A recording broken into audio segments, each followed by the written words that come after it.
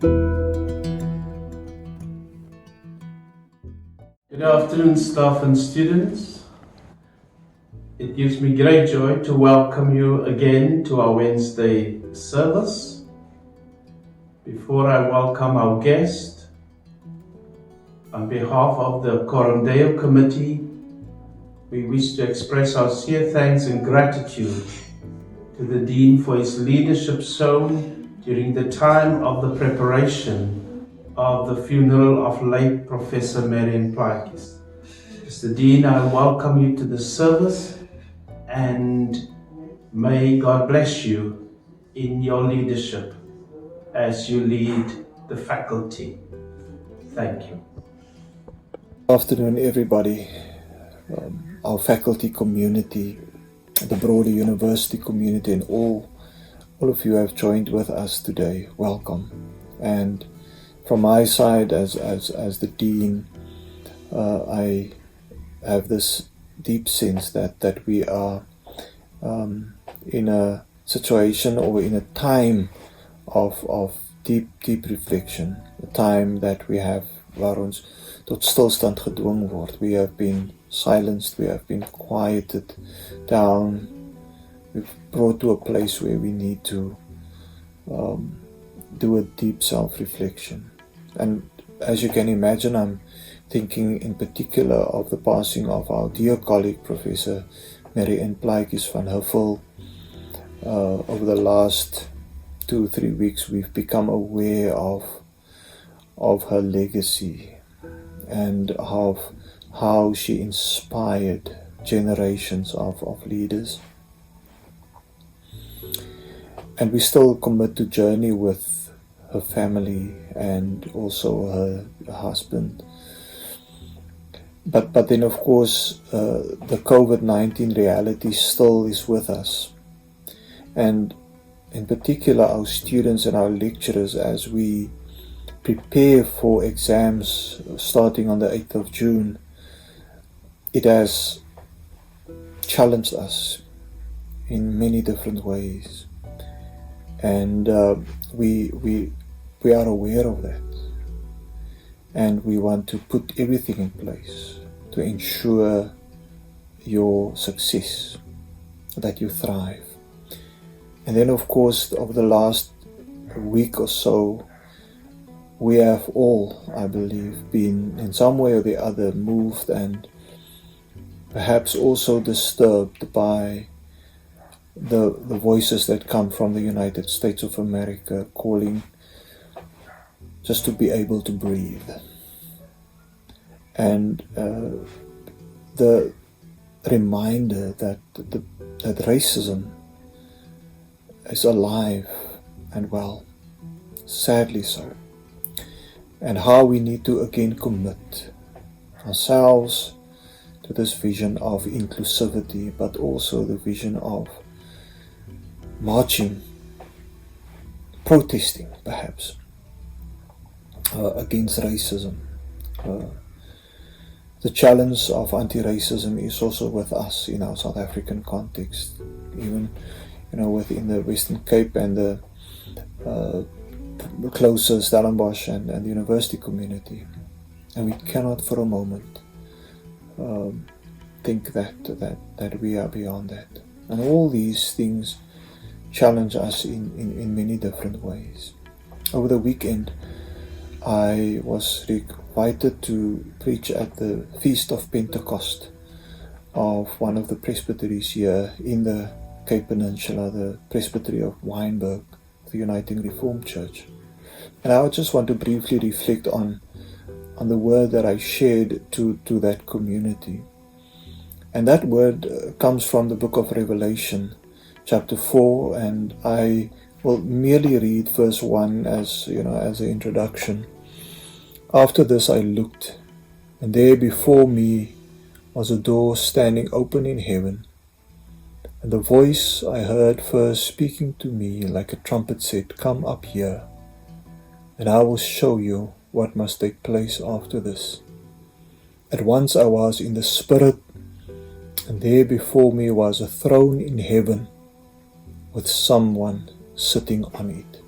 And of course you may go ahead and read the whole chapter.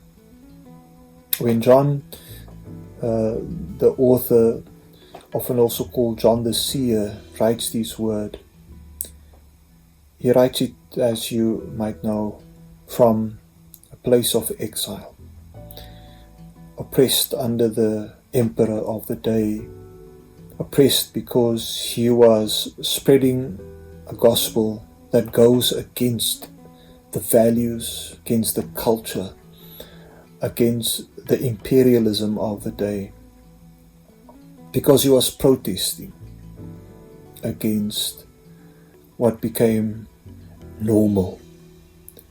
John was preaching a gospel of a new life, a new possibility emerging. And as he writes these words, this vision, this revelation to communities scattered, I was just aware again of how he wants the believers, even if they are where they are serving God remotely, even where they are scattered, but also even where they are persecuted for justice sake. He shares a vision. He shares a vision, and this vision, the imagery is a vision of an open door, a vision of a throne room, and of Jesus being on the throne.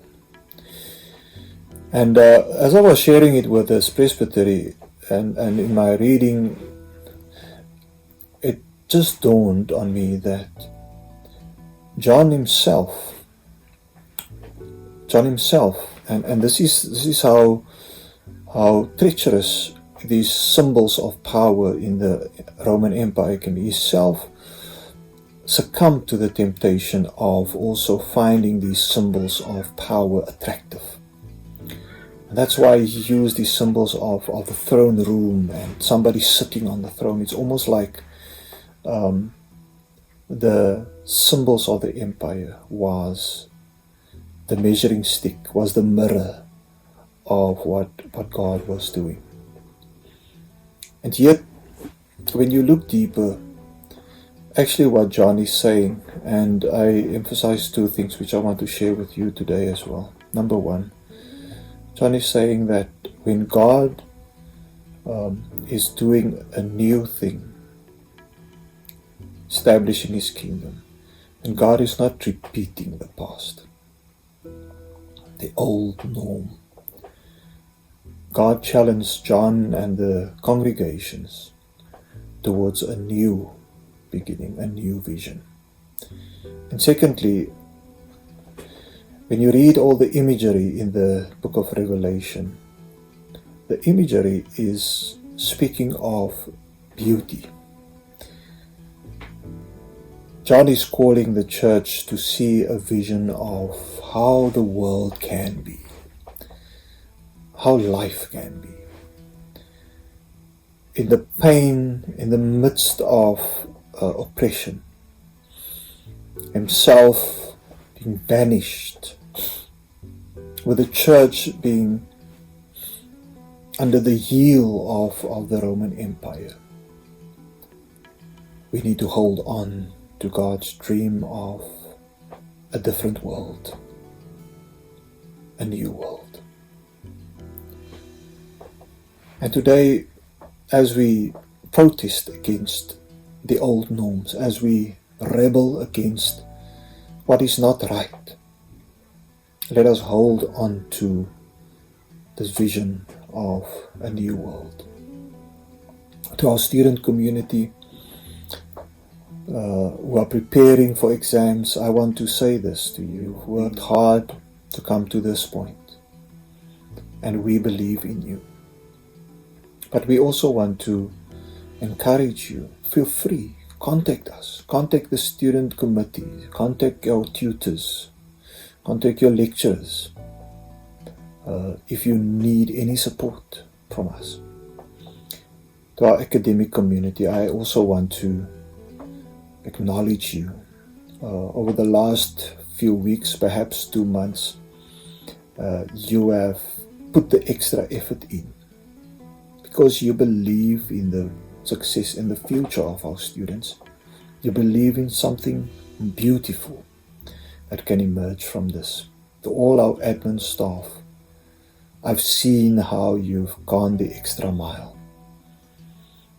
I've seen how you've spent hours, whether it be in online meetings, whether it be doing the capturing of data, marks, supporting the lecturers.